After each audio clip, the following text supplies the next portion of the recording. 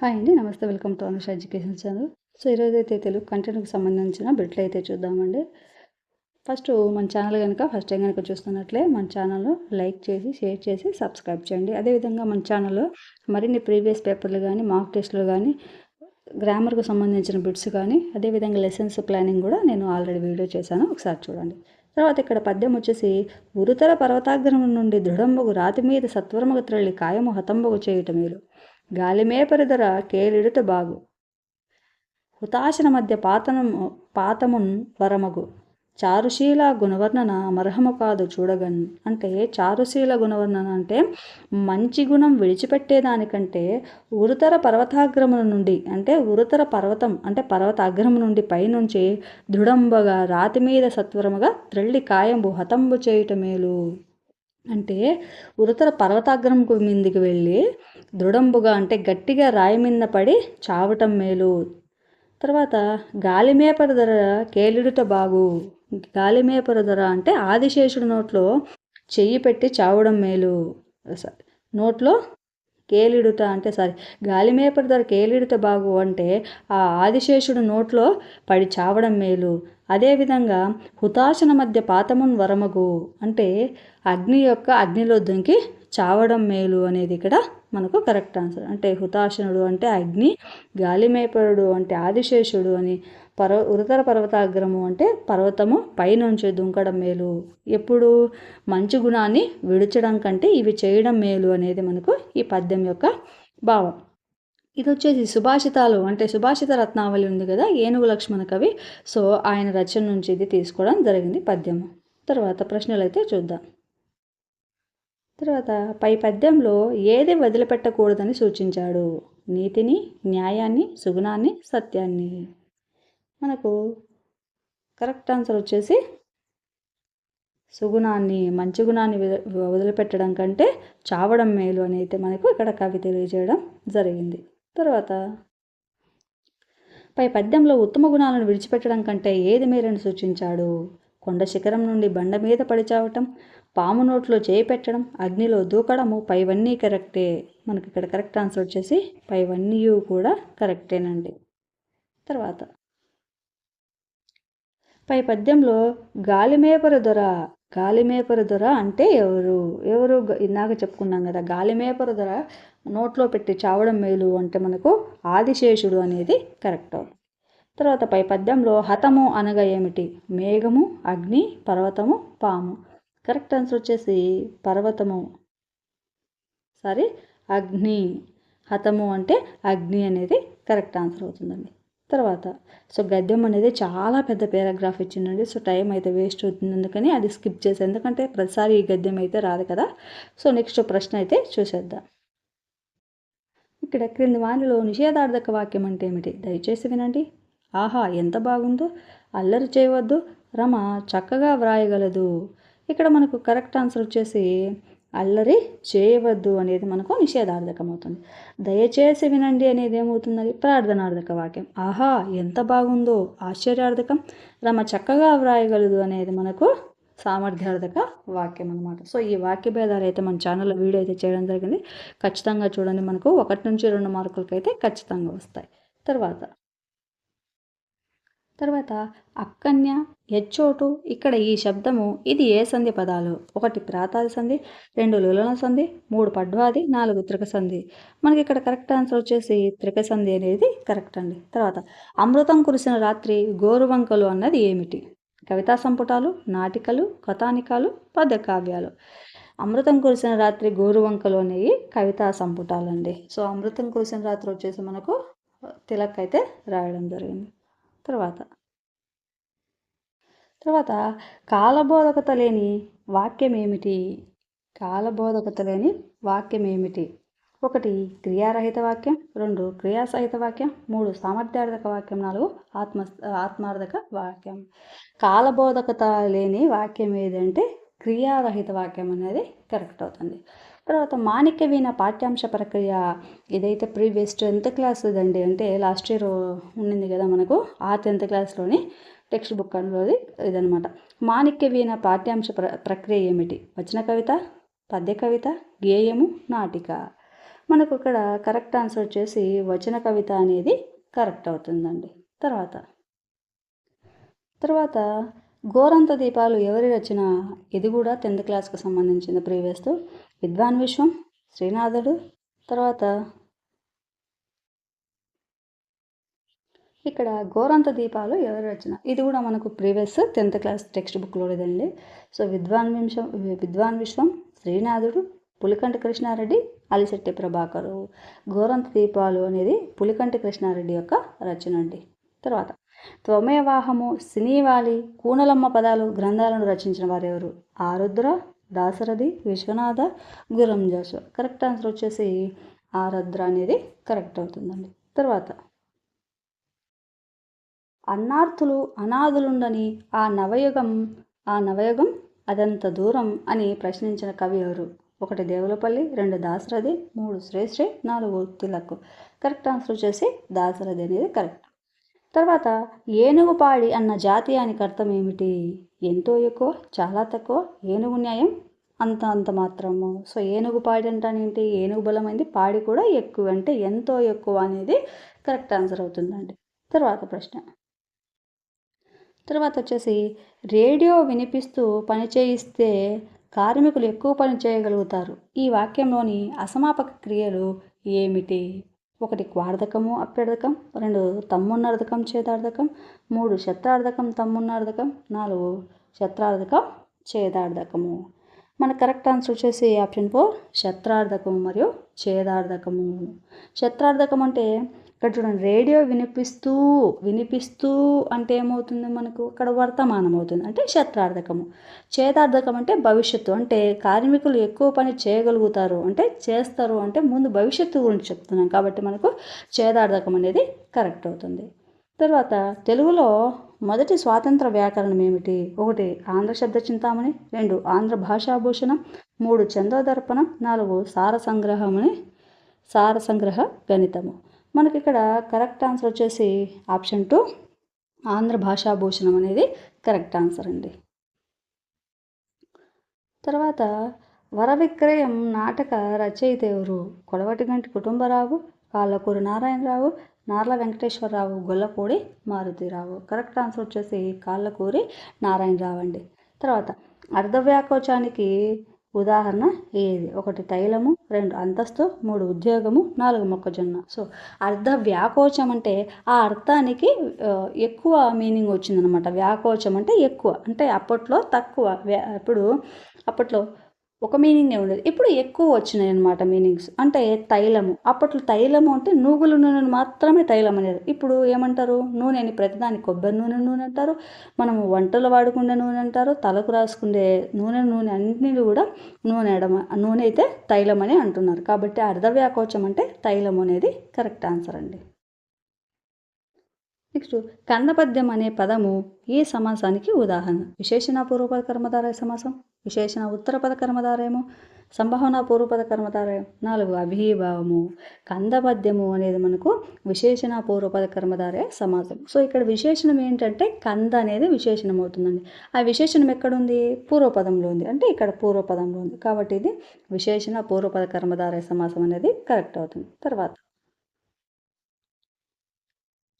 ప్రతి పాదంలో 3 ఇంద్రగణాలు, తర్వాత 1 సూర్యగణం వచ్చే పద్యం ఏది? 1 సీసపద్యం, 2 ఆటవ్యధి, 3 ద్విపద, 4 తీటగీతి. కరెక్ట్ ఆన్సర్ వచ్చేసి మనకు సీసపద్యం అనేది కరెక్ట్ అండి. అంటే 3 ఇంద్రగణాల తర్వాత 1 సూర్యగణం వస్తుంది. తర్వాత ఏ పద్యంలో 6వ గణం నలం కానీ జలం కానీ అయి ఉంటుందో దానిని ఏమంటారు? మత్తకోకిల, సీసము, ఆటవిలది, కందము. సో మనకు కందపద్యానికి ఉందన్నమాట.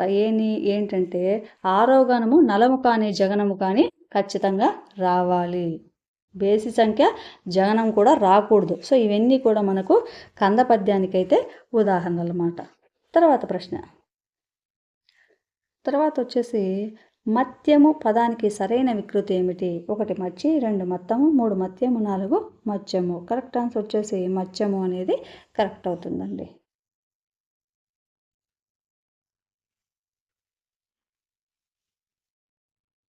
ఇక్కడ శ్లేషాలంకారం యొక్క లక్షణం ఏది?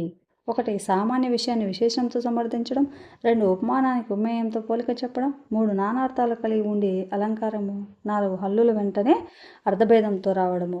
మనకు కరెక్ట్ ఆన్సర్ వచ్చేసి ఏంటంటే నానార్థాలు కలిగి ఉండే అలంకారం అనమాట. సో ఇవన్నీ కూడా తప్పు. శ్లేషాలంకారం అంటే నానార్థాలు కలిగి ఉంటేనే దాన్ని శ్లేషాలంకారం అని అంటారు. తర్వాత తెలుగు పొడుపు కథలపై పరిశోధన చేసిన వారెవరు? Kasireddy Venkatareddy, TV Subbarao, Nayani Krishnakumari, 4 Birudaraju Ramaraju. Correct answer వచ్చేసి కసిరెడ్డి వెంకటరెడ్డి తెలుగు పొడుపు కథలపై అయితే పరిశోధన చేయడం జరిగిందండి. తర్వాత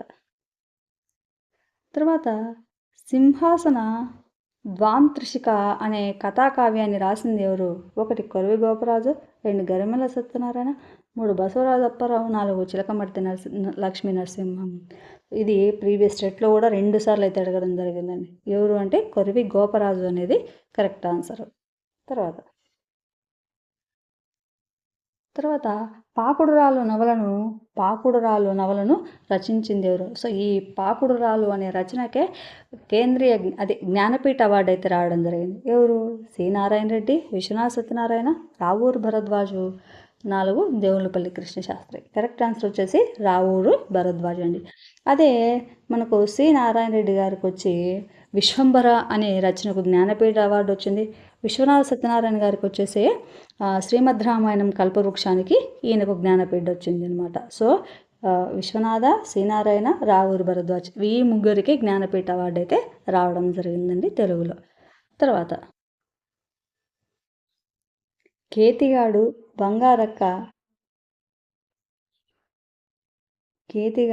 బంగారక్క పాత్రలు గల కళారూపం ఏమిటి? 1 పగటి వేషము, 2 జముకు కథ, 3 తోలుబొమ్మలాట, 4 బుర్ర కథ. కరెక్ట్ ఆన్సర్ వచ్చేసి తోలుబొమ్మలాటలు అయితే కేతిగాడు బంగారక్క అనే పాత్రలు ఉంటాయన్నమాట, తోలుబొమ్మలు. తర్వాత వచ్చి చతుర సాహిత్య లక్షణా చక్రవర్తి బిరుదాంకితులు ఎవరు? 1 గౌరణ, 2 విజయరాఘవ నాయకుడు, 3 అయ్యలరాజు రామభద్రుడు, 4 రామరాజు భూషణుడు. కరెక్ట్ ఆన్సర్ వచ్చేసి అయ్యలరాజు రామభద్రుని యొక్క బిరుదు ఏమిటంటే చతుర సాహిత్య లక్షణ చక్రవర్తి అనేది కరెక్ట్ అండి. తర్వాత అచ్చతెనుగు కావ్యమైన నీలాసుందరి పరిణయకర్త ఎవరు? 1 కూచిమంచి తిమ్మ కవి, 2 ఎలకూచి బాల సరస్వతి, 3 చేమకూరి వెంకట కవి, 4 కూచిమంచి జగ్గ కవి. మన కరెక్ట్ ఆన్సర్ వచ్చేసి కూచిమంచి తిమ్మ కవి అనేది కరెక్ట్ ఆన్సర్ అండి. తర్వాత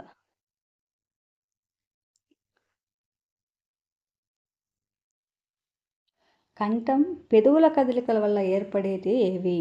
కంఠతాళవ్యాల, కంఠోష్టాల, దంత్యోష్టాల, అంతస్తాల. కరెక్ట్ ఆన్సర్ వచ్చేసి మనకు కంఠోష్ట్యాలు. కంఠము ఓష్ట్యం అంటే పెదవు. సో ఈ 2 సహాయంతో వచ్చేదే మనకు కంఠోష్ట్యాలు అనేది కరెక్ట్ అవుతుందండి. తర్వాత సి నారాయణ రెడ్డి ఈయనని సినారే అని అంటారండి. సో ఈ సినారే జ్ఞానపీఠ పురస్కారాన్ని అందించే కావ్యం ఇది. ఇందాకే చెప్పుకున్నాము. మట్టి మనిషి, ఆకాశం, విశ్వంభర, నాగార్జున సాగరము, మంటలు, మానవుడు. కరెక్ట్ ఆన్సర్ వచ్చేసి విశ్వంభర అనే దానికి జ్ఞానపీఠ అవార్డు రావడం జరిగింది. ఎవరికంటే డాక్టర్ సి నారాయణ రెడ్డి గారికి. తర్వాత వచ్చేసి చిన్నైసూరి రచించిన నీతి చంద్రిక అనే గ్రంథంలోని నుంచి తీసుకోబడిన పాఠ్యాంశం ఏది? 1 వెన్నెల, 2 భిక్ష, 3 ధన్యుడు, 4 శాంతికాక్ష. కరెక్ట్ ఆన్సర్ వచ్చేసి ధన్యుడు అండి. ఇది మనకు ప్రీవియస్ 10th క్లాస్లోని 4th లెసన్ అనమాట, ధన్యుడు. తర్వాత ఒక వ్యక్తి చెప్పిన మాటలను యథాతథంగా ఉన్నట్లు ఉటంకిస్తే అది ఏమవుతుంది? 1 ప్రత్యక్ష కథనం, 2 పరోక్ష కథనం, 3 కర్తరి వాక్యము, 4 కర్మణి వాక్యము. మనకు ఇక్కడ కరెక్ట్ ఆన్సర్ వచ్చేసి ఆప్షన్ 1 ప్రత్యక్ష కథనము అనేది కరెక్ట్ అవుతుందండి. తర్వాత చిత్రగ్రహం అనే విలక్షణ పుస్తకాన్ని ఎవరు రచించారు? 1 శ్రీనాథుడు, 2 ధనగోపాల ముఖర్జీ, 3 విద్వాన్ విశ్వము, 4 రామభద్రుడు. కరెక్ట్ ఆన్సర్ వచ్చేసి ధనగోపాల ముఖర్జీ అనేది మనకు కరెక్ట్ ఆన్సర్ అవుతుంది. ఇక్కడ అర్జునుడు మత్స్యంత్రాన్ని ఛేదించాడు. ఇది ఏ వాక్యము? సామాన్య వాక్యమా, సంయుక్త వాక్యము, సంశిష్ట వాక్యము 4 ఏది కాదు. మనకు సామాన్య వాక్యం అంటే ఏందో ఫస్ట్ తెలుసుకుందాం. సో సామాన్య వాక్యంలో ఒకే ఒక సమాపక క్రియ. సమాపక క్రియ అంటే పని పూర్తయితే, క్రియ పూర్తయిపోతే దాన్ని సమాపక క్రియ అంటాం. అదే పని పూర్తి కాకపోతే అదేమవుతుందంటే మనకు అసమాపక క్రియ అవుతుంది. అంటే ఇప్పుడు అర్జునుడు మత్స్య యంత్రాన్ని అన్నాడు అనుకోండి, అదేమవుతుంది మనకు అసమాపక క్రియ. అదే అర్జునుడు మత్స్య యంత్రాన్ని ఛేదించాడు అనేది మనకు ఏమవుతుంది, సమాపక క్రియ అవుతుంది అనమాట. సామాన్య వాక్యం అంటే ఒకే ఒక సమాపక క్రియ ఉంటుంది. అదే సంయుక్త వాక్యంలో అయితే ఏముంటుందంటే 2 సమానమైన వాక్యాలు ఉంటాయి అన్నమాట. అంటే 2 సమానమైన సమాపక క్రియలు అయితే ఉంటాయి. అంటే ఇక్కడ చూడండి, ఉదాహరణకు చెప్దాము. అజిత, శైలజ అక్కా చెల్లెలు. అంటే ఇక్కడ చూడండి, సమప్రాధాన్యం కల వాక్యాలను కలపడం వలన ఏర్పడే వాక్యాలను సంయుక్త వాక్యాలు అంటారన్నమాట. అది తర్వాత వచ్చేసి సంశిష్ట వాక్యం. మనకు సంశిష్ట వాక్యం అంటే ఒక సమాపక క్రియ ఉంటుంది. అంటే ఒక సమాపక క్రియ ఉంటుంది, ఒకటి లేదా అంతకంటే ఎక్కువ, అంటే ఒకటి లేదా అంతకంటే అసమాపక క్రియలు, ఒకటే సమాపక క్రియ ఉండి అంతకంటే ఎక్కువ అసమాపక క్రియలు ఉంటుంది, సంశిష్ట వాక్యం అవుతుంది అన్నమాట. అంటే ఆవులు గట్లు ఎక్కి గడ్డి మేసాయి, ఆవులు గట్లు ఎక్కి గడ్డి మేసాయి, అట్లా అనమాట. సో ఇదేమవుతుంది, సంశిష్ట వాక్యం. సో ఇక్కడ ఏముంది, అర్జునుడు మత్స్య యంత్రాన్ని ఛేదించాడు, ఇది ఏ వాక్యం అంటే ఇక్కడ మనకి ఎన్ని సమాపక క్రియలు ఉన్నాయి, ఒకటి ఉంది. కాబట్టి మనకు అది సామాన్య వాక్యం అనేది కరెక్ట్ అవుతుందండి. తర్వాత భూమిపుత్రుడు అనే పాఠ్యాంశం ఏ గ్రంథం నుండి తీసుకోబడింది? కృషివలుడు, శివతాండము, మహోంద్రోదయము, అగ్నిధార. కరెక్ట్ ఆన్సర్ వచ్చేసి కృషివలుడు అండి. తర్వాత జిడ్డు కృష్ణమూర్తి గారు ఏ జిల్లాలో జన్మించారు? 1 నెల్లూరు, 2 చిత్తూరు, 3 గుంటూరు, 4 అనంతపురము. మనకి ఇక్కడ కరెక్ట్ ఆన్సర్ వచ్చేసి ఆప్షన్ 2 చిత్తూరు అనేది కరెక్ట్ అవుతుందండి. జిడ్డు కృష్ణమూర్తి గారు చిత్తూరు జిల్లాకు చెందినవారు. తర్వాత శ్రీపాద సుబ్రహ్మణ్య శాస్త్రి రచించిన రాజరాజు, విషభుజంగము, వడ్లగింజలు వరుసగా ఈ ప్రక్రియకు చెందినవి. అవేంటో చూద్దాము. నవల నాటకం కథ, 2 నాటకం నవల కథ, 3 నాటకం కథ నవల, 4 కథ నవల నాటకం.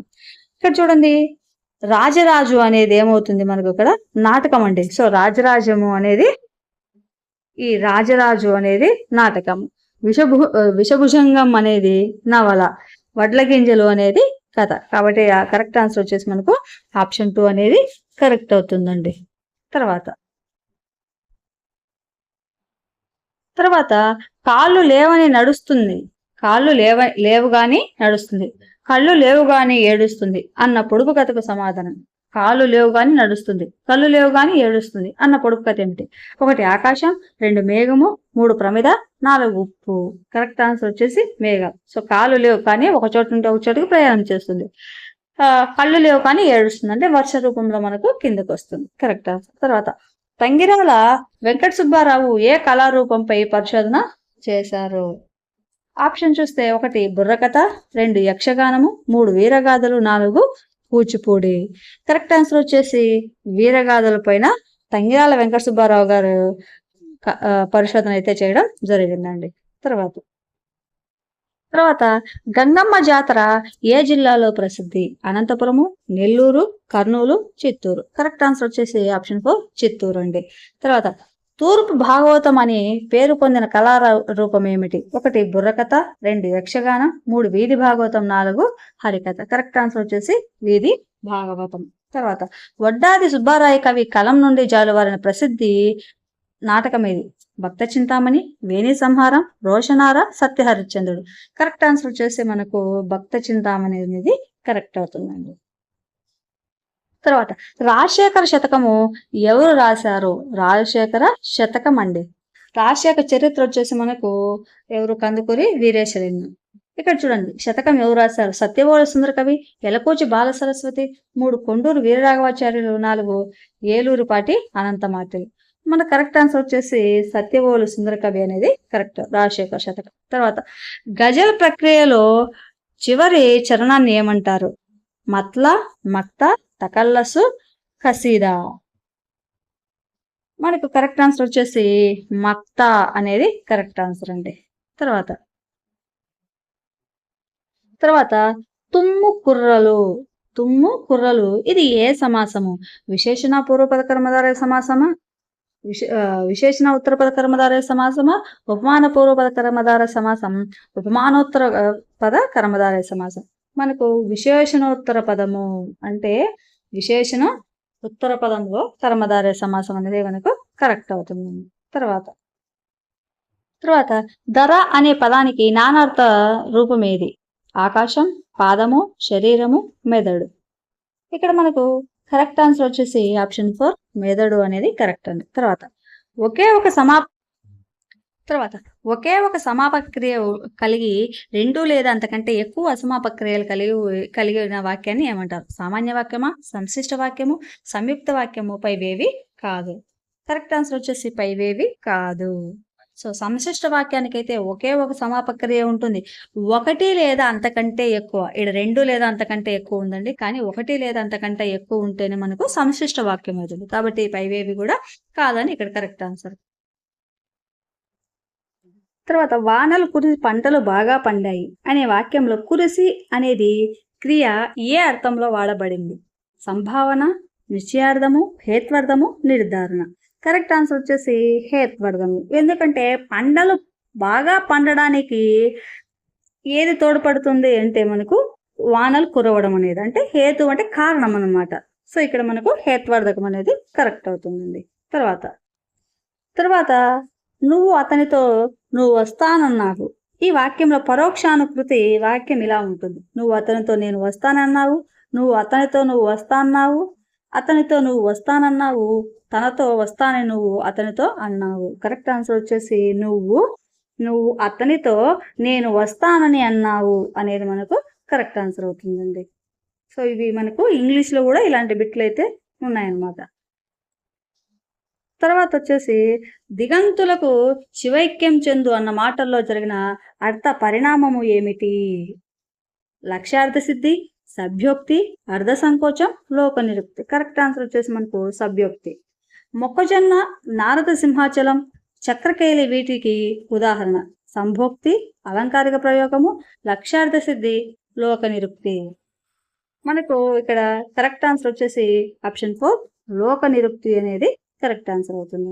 నెలతాల్పు అన్న సమాసం ఏమిటి? ద్వితీయ తత్పురుష సమాసం, తృతీయ తత్పురుష సమాసం, పంచమి తత్పురుష సమాసం, సప్తమి తత్పురుష సమాసం.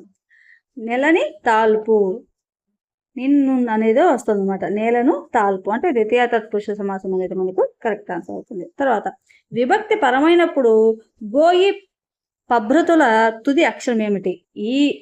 ఈ వర్ణమగును, టీ వర్ణమగును, టీ వర్ణమగును, తి వర్ణమగును. మన కరెక్ట్ ఆన్సర్ వచ్చేసి తి అనేది వర్ణ ఆగమనము. గోయి అంటే గోతి అనేది కరెక్ట్ ఆన్సర్ అనమాట. గోతి, గోయి. తర్వాత ప్రథమాంధ్ర మహాపురాణ రచయిత ఎవరు? మారన, కేతన, మంచన, పాలకురికి సొమ్మున. కరెక్ట్ ఆన్సర్ వచ్చేసి మారన. తర్వాత ము వర్గానికి పు, ఇంపులు ఏ సందర్భంలో వస్తాయి? ద్వంద్వ సమాసంలో, ద్విగు సమాసంలో, కర్మధారయ సమాసంలో, 4 బహువ్రీహి సమాసంలో. కరెక్ట్ ఆన్సర్ వచ్చేసి కర్మధారయ సమాసంలో అయితే వస్తాయి. తర్వాత తప్పెటగుళ్ళు కళారూపం ఏ ప్రాంతానికి చెందినది? తప్పెటగుళ్ళు కళారూపం ఏ ప్రాంతానికి చెందినది? ఇక్కడ కరెక్ట్ ఆన్సర్ ఉత్తరాంధ్రకైతే కరెక్ట్ ఆన్సర్ వచ్చేసి ఉత్తరాంధ్రకైతే చెందినదండి. తర్వాత విద్యార్థికి సంబంధించిన మొత్తం పాఠశాల జీవితమే విద్యా ప్రణాళిక అని పేర్కొన్న వారెవరు? ఫిలిప్స్ టేలర్, పౌల్ హార్ట్స్, జేఎస్ కేర్, 4 సెకండరీ విద్యా కమిషన్. మనకి ఇక్కడ కరెక్ట్ ఆన్సర్ వచ్చేసి ఆప్షన్ 4 సెకండరీ విద్యా కమిషన్ అనేది కరెక్ట్ ఆన్సర్ అవుతుందండి.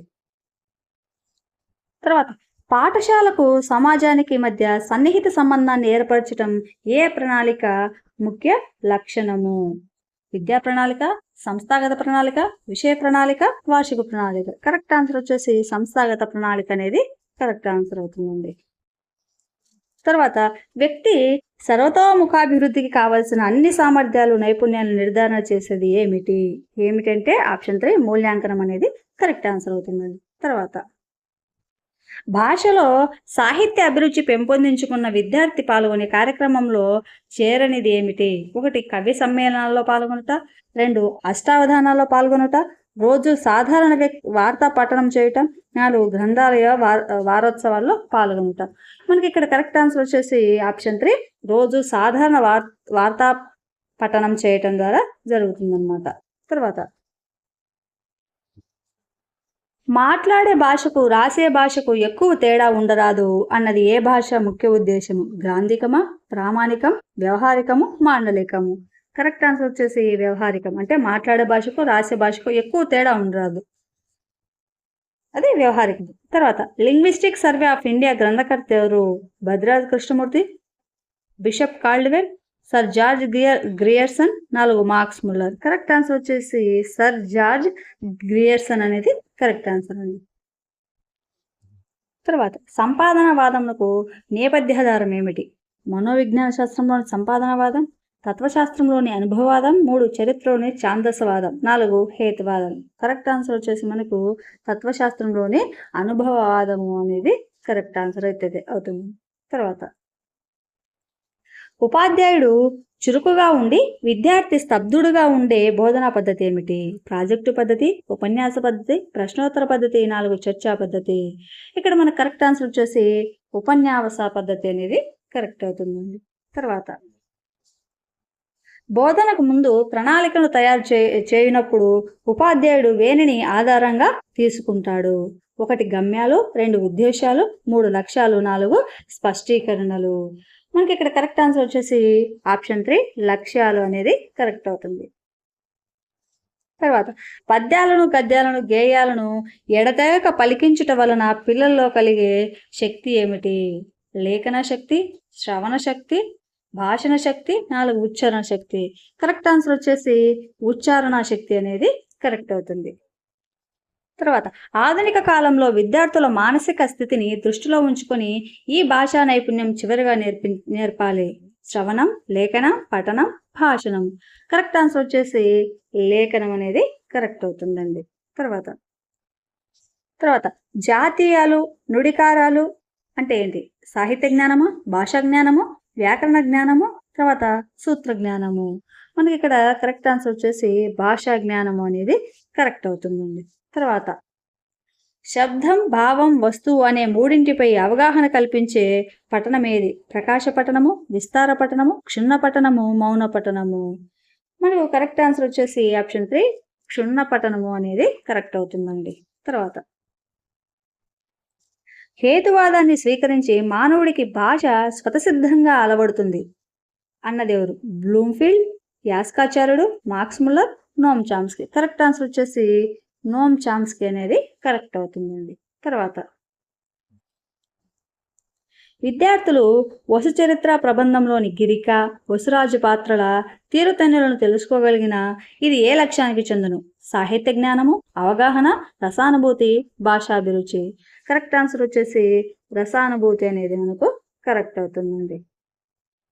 తర్వాత ఉక్త లేఖనం అనగా ఏంటి? ఒకరు చెప్పగా విని రాయుట, అచ్చు పుస్తకాలను చూసి పలకపై రాయుట, 3 ఉపాధ్యాయుడి ఆదర్శ లేఖనం చూస్తూ పంక్తులలో వ్రాయుట, 4 ఉపాధ్యాయుని ఆదర్శ లేఖనం చూస్తూ పలకపై వ్రాయుట.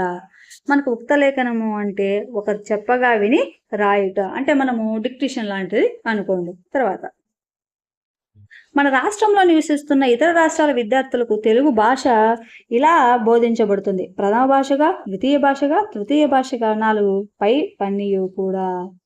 మనకు కరెక్ట్ ఆన్సర్ వచ్చేసి ద్వితీయ భాషగా అయితే నేర్పించడం జరుగుతుందండి. తర్వాత గుణాత్మక విద్యా సాధనలో భాగంగా మొదట ప్రాథమిక దశలో ప్రవేశపెట్టిన శాస్త్రీయ బోధన ఏమిటి? సూక్ష్మ బోధన, బృంద బోధన, వృత్యాధార బోధన, 4 కార్యక్రమాయుత బోధన. మన కరెక్ట్ ఆన్సర్ వచ్చేసి ఆప్షన్ 3 వృత్యాధార బోధన అనేది కరెక్ట్ అవుతుందండి. తర్వాత వ్యాకరణ బోధనలో సూత్రాన్ని మొదటగా చెప్పి ఆ తర్వాత ఉదాహరణలో విశ్లేషించి సూత్రాన్ని అర్థం చేయించుటకు మీరు అనుసరించిన బోధనా పద్ధతి ఏమిటి? అనుమానోపద్ధతి, నియమోపపత్తి పద్ధతి, విశ్లేషణ పద్ధతి, 4 ప్రయోగ పద్ధతి. మన కరెక్ట్ ఆన్సర్ వచ్చేసి నిగమోపపత్తి పద్ధతి అనేది కరెక్ట్ ఆన్సర్ అవుతుందండి. తర్వాత గద్య బోధనలో ఉద్దేశం రచనా నైపుణ్యాన్ని అభివృద్ధిపరచడం, పద స్వరూప స్వభావాలను గ్రహింపచేయడం, విద్యార్థుల్లో భాషా జ్ఞానం అభివృద్ధి చేయటము, 4 కవితా ప్రశంసన మార్గాలు తెలిపి ఉత్తమ విమర్శకులు కావడానికి సహాయపడము. మనకు కరెక్ట్ ఆన్సర్ వచ్చేసి ఆప్షన్ 3, విద్యార్థుల్లో భాషా జ్ఞానం అభివృద్ధి చేయడానికి గద్య బోధన అనేది ఉద్దేశం అన్నమాట. గద్య బోధన యొక్క ఉద్దేశం. తర్వాత పిల్లల భాగస్వామ్యం, ప్రతిస్పందనలు, ప్రాజెక్టు పనులు అనేవి ఏ మూల్యాంకనంలో భాగము? నిర్మాణాత్మక మూల్యాంకనం, సంగ్రహణాత్మక మూల్యాంకనం, లోప నిర్ధారణ మూల్యాంకనం, సమగ్ర మూల్యాంకనం. కరెక్ట్ ఆన్సర్ వచ్చేసి మనకు నిర్మాణాత్మక మూల్యాంకనం అనేది కరెక్ట్ ఆన్సర్ అయితే అవుతుందండి. భావ వినిమయంలో తమ భావాలను, ఉద్వేగాలను, కోరికలను స్వతహాగా వెలువడిన సంకేతాల ద్వారా వ్యక్తం చేయడానికి రూపొందించుకున్న సాధనం భాష అని ఎవరు నిర్వచించారు? Sapir, John P Hughes, SK Padma, Sturtevant. Correct answer వచ్చేసి మనకు సేఫర్ అనేది కరెక్ట్ ఆన్సర్ అవుతుందండి. తర్వాత విద్యార్థులు ధ్వన్యార్థాలను గ్రహించగలుగుట అనే స్పష్టీకరణ ఈ లక్ష్యాలకు చెందినది. 1 అవగాహన, 2 జ్ఞానము, 3 అభిరుచి, 4 రసానుభూతి. మనకు కరెక్ట్ ఆన్సర్ వచ్చేసి అవగాహన అనేది కరెక్ట్. తర్వాత పంచేంద్రియాలకు శిక్షణనిచ్చే బోధనా పద్ధతి ఏది? డాల్టన్ పద్ధతి, మాంటిసోర్సి పద్ధతి, ఉద్యమ పద్ధతి, పర్యవేక్షిత అధ్యయన పద్ధతి. మనకు కరెక్ట్ ఆన్సర్ వచ్చేసి మాంటిసోర్సి పద్ధతి అనేది కరెక్ట్ అండి. తర్వాత వార్షిక సంవత్సరంలో విద్యార్థి అభ్యసించిన అన్ని అంశాలను సమగ్రంగా మూల్యాంకనం చేయడాన్ని ఏ మూల్యాంకనం అంటారు? నిర్మాణాత్మక మూల్యాంకనం, సూత్రధారిత మూల్యాంకనం, 3 సామర్థ్యాధారిత మూల్యాంకనం, 4 సమగ్ర మూల్యాంకనము. మనకి ఇక్కడ కరెక్ట్ ఆన్సర్ వచ్చేసి ఆప్షన్ 4 సమగ్ర మూల్యాంకనం అనేది కరెక్ట్ అవుతుంది. ఉపాధ్యాయుడు చెప్పుచుండగా వింటూ అక్షరాలను చూడకుండా అక్షర స్వరూపాన్ని జ్ఞప్తి చేసుకుంటూ రాసే లేఖనం ఏమిటి? 1 సంక్షిప్త లేఖనం, 2 దృష్ట లేఖనం, 3 ఉక్త లేఖనం, 4 వివరణాత్మక లేఖనం. కరెక్ట్ ఆన్సర్ వచ్చేసి ఉక్త లేఖనం అనేది కరెక్ట్. విద్యార్థికి సంబంధించిన మొత్తం పాఠశాల జీవితమే విద్యా ప్రణాళిక అని ఎవరు పేర్కొన్నారు? ప్రోబెల్, ఫిలిప్స్ టేలర్, సెకండరీ విద్యా కమిషన్, జాన్ డ్యూయి. మనకి ఇక్కడ కరెక్ట్ ఆన్సర్ వచ్చేసి ఆప్షన్ 3 సెకండరీ విద్యా కమిషన్ అనేది కరెక్ట్ అవుతుంది. తర్వాత ఉపవాకమును బోధించు పద్ధతి. సరే, ఇది ఉపవాచకం అనుకుంటా. ఉపవాచకమును బోధించు పద్ధతి విద్యార్థులచే పాఠ్యాంశమును చదివించి ఉపాధ్యాయుడు వివరించుట, ఉపాధ్యాయుడు పాఠ్యాంశమును చదివి వినిపించుట, 3 విద్యార్థులకు పాఠ్యాంశ విభాగాలను కేటాయించి వారి ఇంటి వద్ద చదువుకొచ్చిన తర్వాత వారితో చర్చించుట, 4 ఉపాధ్యాయుడు పాఠ్యాంశమును చదివి సంక్షిప్తీకరించిన సారాంశం. మనకు కరెక్ట్ ఆన్సర్ వచ్చేసి ఆప్షన్ 3 విద్యార్థులకు పాఠ్యాంశ విభాగాలను కేటాయించి వారి ఇంటి వద్ద చదువుకొని వచ్చి తర్వాత వారితో చర్చించుట అనేది మనకు కరెక్ట్ ఆన్సర్ అవుతుంది. తర్వాత తరగతి గదిలో విద్యార్థుల శ్రవణ నైపుణ్యాన్ని పెంపొందించడానికి ఉపాధ్యాయుడు దృష్టిలో పెట్టుకోవాల్సిన ఒక అంశం. కఠిన పదాలను పరిచయం చేయడం, పాఠాలను మౌనంగా చదివించడం, క్షుణ్ణ పఠనం చేయించడం, పాఠాలను బాహ్యంగా చదివించడము. కరెక్ట్ ఆన్సర్ వచ్చేసి ఆప్షన్ 4 పాఠాలను బాహ్యంగా చదివించడం అనేది కరెక్ట్ ఆన్సర్. తర్వాత విద్యార్థుల సంపూర్ణ మూర్తిమత్వాన్ని అభివృద్ధి చేసేదేది? విద్యా ప్రణాళిక, పాఠ్య ప్రణాళిక, వార్షిక ప్రణాళిక, సహపాఠ్య ప్రణాళిక. మనకు కరెక్ట్ ఆన్సర్ వచ్చేసి విద్యా ప్రణాళిక అనేది కరెక్ట్ అవుతుందండి. సో వీడియోలో ఏదైనా తప్పులుంటే కామెంట్ చేయండి, నేను సెర్చ్ చేసుకుంటా. సో వీడియో నచ్చితే కనుక ఖచ్చితంగా లైక్ చేసి, షేర్ చేసి, సబ్స్క్రైబ్ చేయండి. మన ఛానల్లో మరిన్ని వీడియోస్ అయితే పోస్ట్ చేయడం జరిగింది, చూడండి. Thank you. సో ఎగ్జామ్ రాసే ప్రతి ఒక్కరికి కూడా సో ఆల్ ది బెస్ట్ అండి. Thank you so much for watching.